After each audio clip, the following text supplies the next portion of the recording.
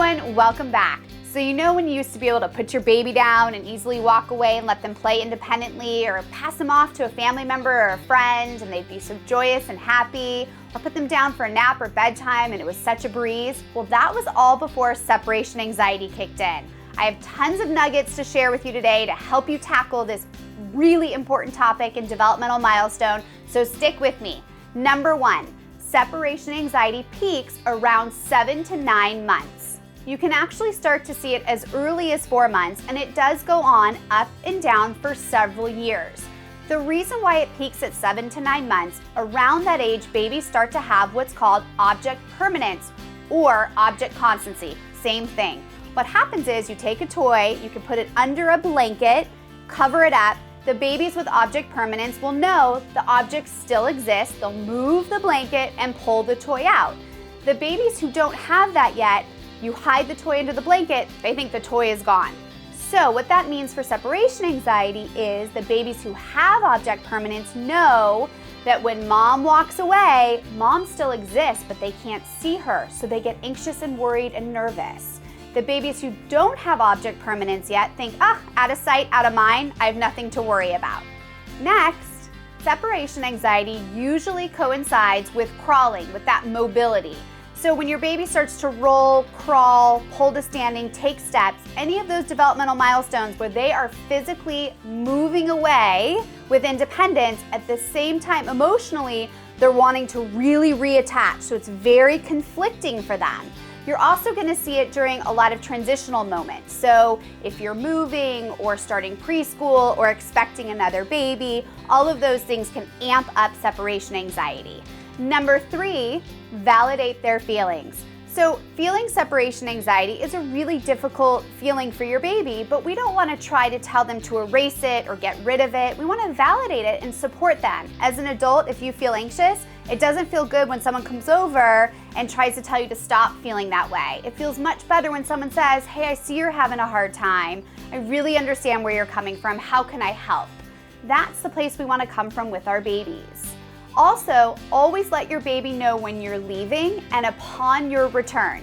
So when you put your baby down and they're playing independently and you realize, I gotta get a drink of water, you're gonna turn to your baby with strong eye contact and say, mommy will be right back. I'm gonna go grab a drink of water. And then as you leave, if the baby's having a difficult time, you're gonna validate their feelings, let them know what you're doing so they stay connected. And then upon your return, it's eye contact again. Mommy's back. Mommy always comes back. It's really nice containment. It will reduce anxiety because they know what to expect and that you always come back. Number 5, no sneaking out. Trust me, I get it as a parent. It's so much easier to want to avoid those moments when your babies erupt with sadness and anxiety because you're leaving, but this will actually amp up their anxiety and it will make them feel very uncertain of when you're leaving, when you're coming. We want them to know what to expect, to feel those feelings and to work through them. That will reduce the separation anxiety. So please, no sneaking out. I know how tempting it is. Next, allow for transition time with your babysitter. You can both be sharing a moment together, reading a book together, until the baby warms up and adjusts to the babysitter, and then it can be time for the parent to say goodbye. Number 7, routines reduce anxiety. So we really want a lot of containment. The same goodbye routine each time. Read a book, sing a song, give a rub on the back, a kiss, wave goodbye, leave, wave through the window, and say goodbye. Whatever your short routine will be will allow the baby how to get used to that separation anxiety and to know exactly what to expect.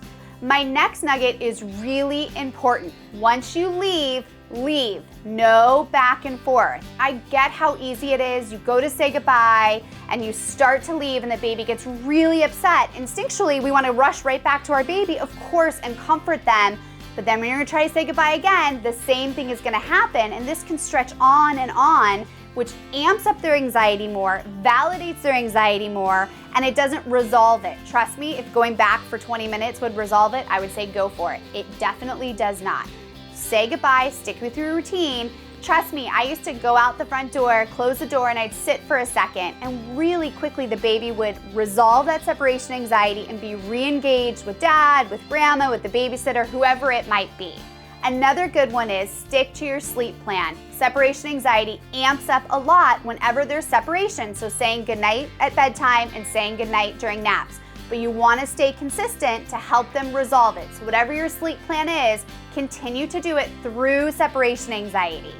And finally, get in some extra cuddle time during the day. You can wear your baby around. You can spend a lot of extra time cuddling and snuggling to get that attachment need met during the day to allow for easier separation at those transitional moments. Phew, those were a lot of nuggets. I hope they really help you with separation anxiety. We use them all the time in our home. Thanks so much for joining me. Don't forget to post your comments below. I'll see you next time. Bye-bye.